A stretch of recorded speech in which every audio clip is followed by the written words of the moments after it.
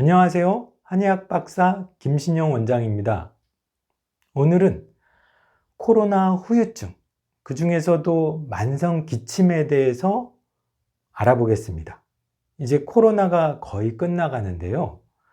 코로나는 걸렸을 때도 문제지만 이 코로나 후유증으로 고생하시는 분들이 많습니다. 롱 코비드라고 하죠. 코로나 후유증으로는 여러 가지 증상이 있는데요.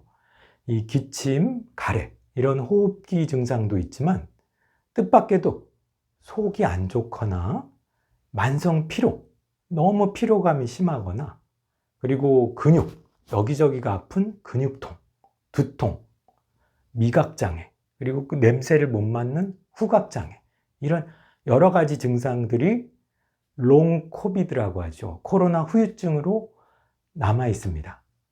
오늘은 그 중에서도 제일 많은 후유증, 만성 기침에 대해서 알아보겠습니다.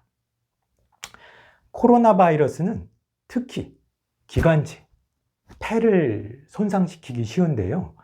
이제 바이러스가 기관지에 염증을 일으키고 난 후에 지나가면 원상태로, 정상 상태로 회복되어야 당연하겠죠.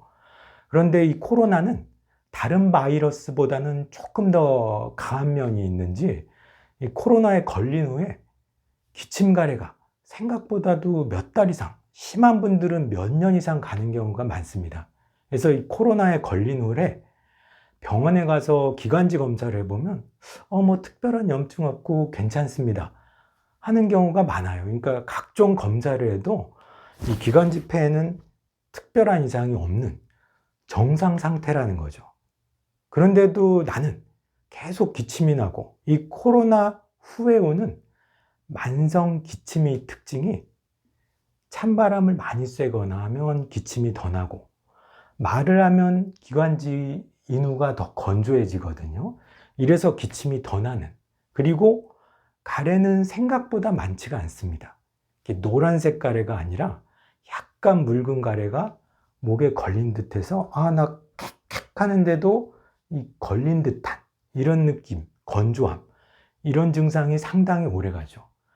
이런 경우에 병원에서는 특별히 줄 약이 없으니까 아마 따뜻한 물 많이 드세요, 이렇게 하고, 정 힘드시면 진해거담제 요거 조금 드셔보세요 하고 먹어보면, 이 진해거담제의 특징이 먹을 때는 기침이라는 신경을 억제하기 때문에 먹을 당시에는 기침 가래가 조금 덜한 듯한데, 이 진해거담제의 특징이 기관지를 사실은 좀 건조하게 해요. 그래서 자꾸 먹어보면 기관지 점막이 좀 말라붙어요.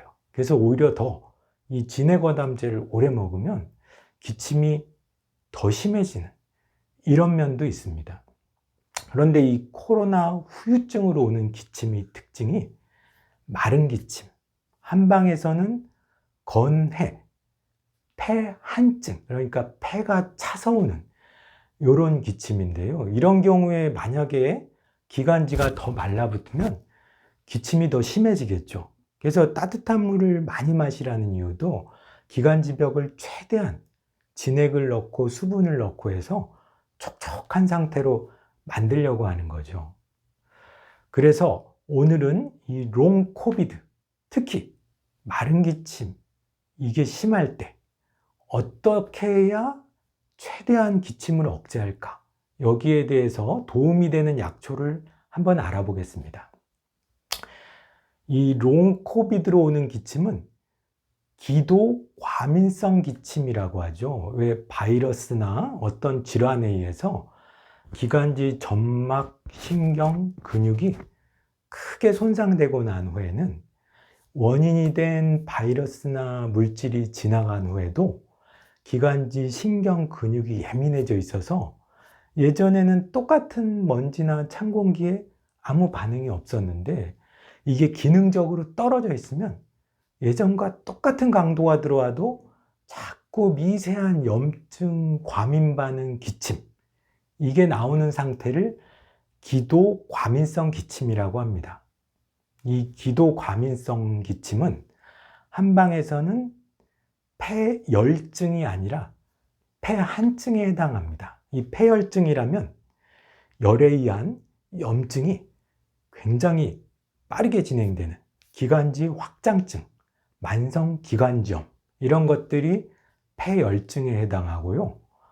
폐한증은 기관지가 약해지고 차가워지고 건조해져서 생기는 이런 기침을 폐한증 기침이라고 합니다.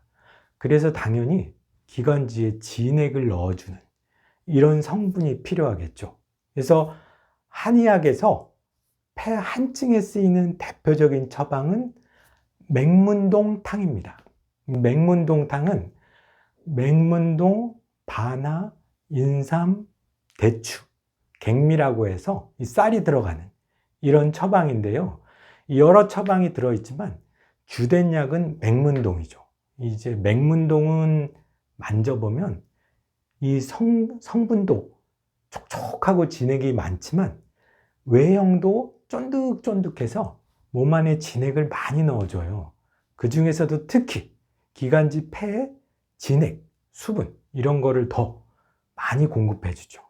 그래서 맹문동은 한의학에서 기관지 질환이 있을 때는 꼭 들어가는 약초 중에 한 가지입니다. 그래서 맹문동은 기관지 질환에만 쓰이질 않고 이 성분이 이 당뇨병을 예방하는, 당뇨병이라면 나 당뇨병 환자 아닌데 먹어야 되나? 이렇게 생각할 수 있지만 현대인들은 혈당치가 불과 20, 30년 전에 비해서도 상당히 경계선까지 높아져 있어요. 이것은 정제 탄수화물, 과당, 단 음식 이런 걸 너무 많이 먹어서 몸 속에, 피 속에 당분이 높아져 있는 상태죠. 그래서 당뇨 환자가 아니더라도 누구나 다 혈당치가 높아져 있는 상태에서는 맹문동이 많이 도움이 됩니다. 그리고 맹문동은 콜레스테롤을 낮춘다면 뭐 이렇게 치료제라기보다는 피에 탁한 성분을 없애서 혈액순환을 도와주는 이런 효과가 있죠. 그래서 맹문동은 특별한 부작용이 없이 오래 복용해도 몸에 좋은 이런 약재여서 평상시에 맹문동만 다려 드셔도 큰 무리 없이 기관지를 보강하는 이런 효과가 있습니다. 물론 이 도라지나 배즙을 다려 드시는 것도 좋은 방법이죠.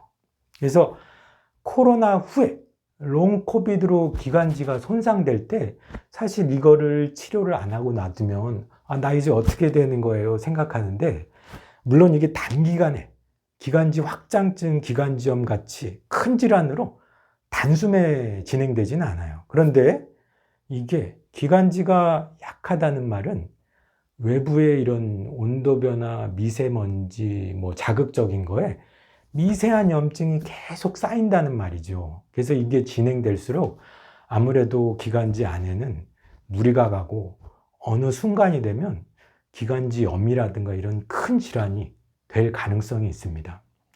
이런 경우에는 물론 증상이 심하면 진찰을 받아서 몸에 맞게 이렇게 전문적인 한약을 드시는 게 좋겠고, 뭐 한약 먹기나 뭐 전문적인 치료가 좀 힘든 상황이다 이럴 때는 뭐 맹문동 탕이나 맹문동, 배즙 이런 걸 드셔도 좋겠습니다. 그런데 맹문동 탕은 약국에서도 팔거든요. 그래서 나는 만성기침이 있어서 맹문동 탕을 약국에서 먹었어요. 그런데 왜 기침이 안 났죠? 라고 하는 분들도 꽤 많아요. 이유가 사실 판매되는 표준화된 맹문동탕은 들어가는 약의 성분이나 용량이 사실 너무 낮아요. 병이 심할 때는 가감을 해야 되고 뭐 맹문동탕만 꼭 써야 되는 게 아니라 여러 가지 기침을 먹게 하는 뭐 상백피, 자환, 마황 여러 약재가 있거든요. 그걸 같이 써야 되고, 우리가 염증이 심하면 약도 강하게 쓰듯이 약의 용량도 강하게 쓸 필요가 있는데, 이렇게 너무 적은 양의 조그만 약을 심한 질환에 쓰면 당연히 좀 효과가 없겠죠. 그래서 이럴 때는 좀 진찰을 받아서 약도 좀 과감하게 강하게 써야 효과가 있습니다.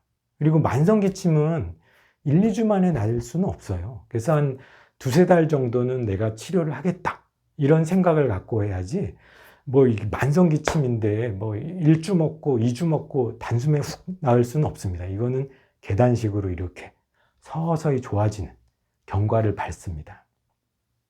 그래서 오늘은 롱 코비드, 코로나 후에 기도 과민성 기침, 마른 기침, 이 폐한증에 의한 기침이 있을 때 꼭 드셔야 되는 맹문동탕, 여기에 대해 알아보았습니다.